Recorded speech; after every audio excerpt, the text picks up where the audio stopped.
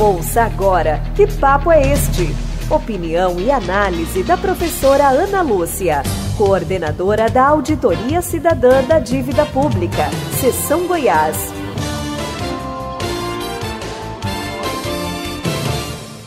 Pois é, nós vamos conversar sobre justiça tributária. O que nós, como cidadãos que queremos participar da vida política, devemos priorizar em nossas conversas, em nossos bate-papos neste momento? Justiça tributária. O ministro Fernando Haddad, entrevistado por jornalistas, perguntou a eles: qual continente que tem maior desigualdade social? Uma só voz: África. Ele respondeu: não, América Latina. A África tem 54 países. O Brasil é mais desigual que 47 deles. Imagina só. E de onde vem essa desigualdade do Brasil? Ela é histórica, desde que aqui chegaram os portugueses. Hoje, uma das formas dela se expressar é que no Brasil os ricos e super ricos não pagam impostos e assaltam, através de vários mecanismos, o orçamento público. Lula disse na campanha que queria botar os pobres no orçamento e os ricos no imposto de renda. Aí, o Fernando Haddad, analisando o nosso orçamento, concluiu que no Brasil os ricos estão no orçamento e os pobres no imposto de renda. É o contrário. Nós ouvimos a chamada grande imprensa, televisões, jornais, a maioria no Congresso, exigindo ajuste fiscal. Ajuste fiscal. Sempre que eles falem ajuste fiscal, é atacando os pobres. Um economista famoso propôs congelar o salário mínimo por 6 anos. Eles dizem, é preciso cortar gastos. Cortar onde? Os recursos para saúde, educação, saneamento, transporte, reforma agrária, BBC. Ajuste fiscal para eles é atacar os pobres.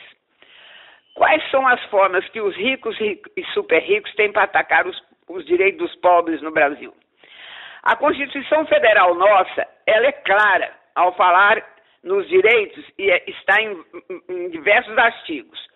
O artigo 5º estabelece os direitos e garantias individuais e coletivas.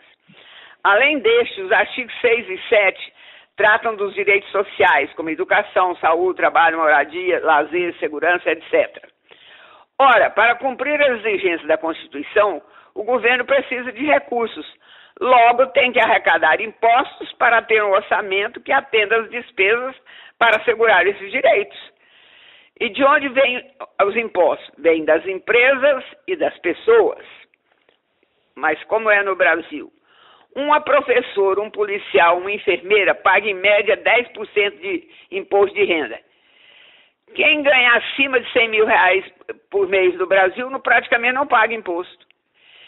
Quem é acionista de uma empresa e ela divide os lucros entre acionistas, e a pessoa, por exemplo, recebeu 200 mil de lucro, ela não paga imposto sobre esses 200 mil. Se é dona de uma bet, que virou uma febre, a bet não paga impostos.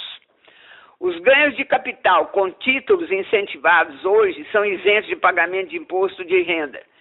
Entre eles, os benefícios que estão as letras de crédito imobiliário, letras de crédito de agronegócio, certificados recebíveis imobiliários, certificados recebíveis do agronegócio e debêntures incentivados. Veja só, essa gente não paga imposto. E esses são apenas alguns exemplos. Além de não pagar os impostos, os ricos e super ricos elegem políticos, ou eles mesmos são políticos, que criam várias formas de assaltar o dinheiro do nosso orçamento público. São assaltantes. Então vamos ver as principais formas que eles têm de assaltar o orçamento.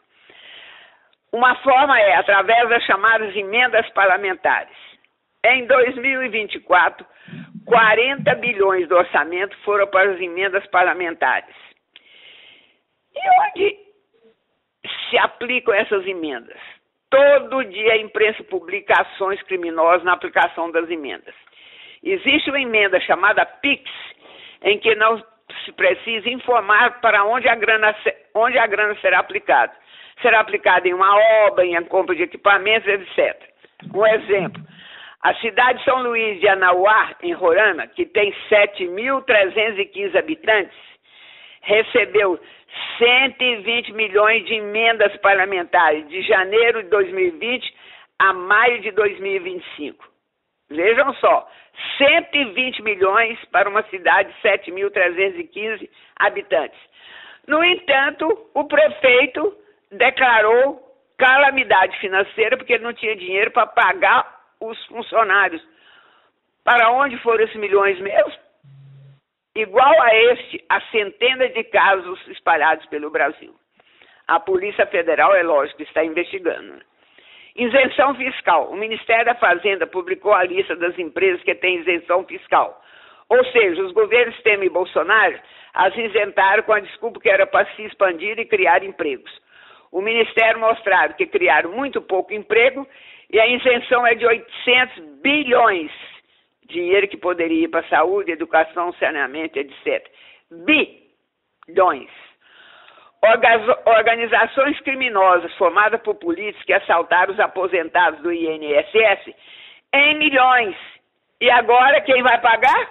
O governo, que vai bancar o prejuízo enquanto investigam aonde esses criminosos, esses políticos criminosos, colocaram o dinheiro. Né? Tem uma quadrilha de políticos que montaram esquema para roubar dinheiro da farmácia popular e roubaram milhões. A polícia está investigando. A essas quadrilhas econômicas, agora temos uma quadrilha criminosa formada pela família Bolsonaro, que está se articulando com o presidente Trump para destruir vários setores da economia brasileira. Por que quadrilha? Durante 4 anos que Bolsonaro foi presidente, os filhos que são deputado federal Eduardo, senador Flávio e vereador Calles, junto a dezenas de políticos do PL, articularam para dar um golpe civil e militar para Bolsonaro continuar no poder. Uma expressão do golpe foi o 8 de janeiro, quando milhares de seguidores deles invadiram a Praça dos Três Poderes e foram destruindo tudo que encontraram pela frente. E se gastou mais de 10 milhões para reconstruir tudo, dinheiro do orçamento, dinheiro nosso. A tentativa de golpe foi investigada pelos órgãos responsáveis. Polícia Federal, PGR, Supremo Tribunal Federal. E eles deixaram rastro por tudo quanto é lado. Nos celulares, nos computadores, documentos escritos. Está tudo documentado. E segundo a nossa Constituição e o nosso Código Penal, são crimes e as penas estão previstas no Código Penal. Logo, os comandantes civis e militares, terminando o julgamento, em que estão tendo amplo direito de defesa, serão presos, como acontece com toda pessoa que comete um crime. Alguns, inclusive, já estão presos preventivamente para não atrapalhar a investigação. O julgamento está em fase final e a Polícia Federal, que cegos estão sendo julgados para evitar fuga, comunicou à PGR a possibilidade de fuga de Bolsonaro. E o Supremo Tribunal tomou certas medidas para evitar, entre elas uma tornozeleira eletrônica. Eduardo Bolsonaro, que é deputado federal, foi para os Estados Unidos e, através de suas relações com a extrema-direita mundial, conseguiu que o governo Trump taxe em 50% todos os produtos que exportamos para os Estados Unidos. Qual a exigência para não ter essa taxação? Anistiar o Bolsonaro dos crimes que cometeu. Olha, esses crimes da família Bolsonaro, né? O Brasil é um país soberano, com suas instituições funcionando. O Supremo tem a responsabilidade de assegurar que a nossa Constituição está sendo cumprida. O ministro Alexandre de Moraes está cumprindo suas funções. E os criminosos da família Bolsonaro deviam cumprir as funções deles. Um trabalhador que faltar 30 dias no emprego é demitido por justa causa. E o Eduardo Bolsonaro está lá, não volta nos Estados Unidos, não volta e a Câmara não o demite. Então, para livrar a cara do pai, milhares de empresas serão atingidas, milhares de trabalhadores vão perder o emprego. E olha que essa gente tem como lema Deus, pátria e família.